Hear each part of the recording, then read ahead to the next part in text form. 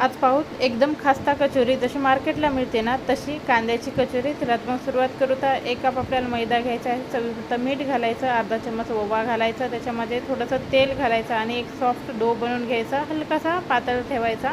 आता एक मसाला करण्यासाठी धन, जिरं आणि आपण इथं बडीशोप घेतलेले आहे, 2-2 चम्मच घ्यायची, छान असं भाजून घ्यायचं.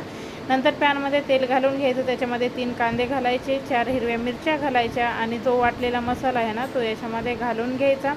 नंतर त्याच्यामध्ये 1 चम्मच आपल्याला घालायचं आहे बेसन पीठ आणि त्याच्यानंतर आपल्याला मिरची पावडर, चवीनुसार मीठ, धणेपूड, आपल्याला जिरं पूड, थोडीशी हळद, एखादा मसालासुद्धा तुम्ही घालून घेऊ शकता. त्याच्यानंतर आपल्याला घालायचं आहे त्याच्यामध्ये बटाटे, साल काढून घेतलेला एक बटाटा आहे, छान मॅश करून याच्यामध्ये घालून घ्यायचा.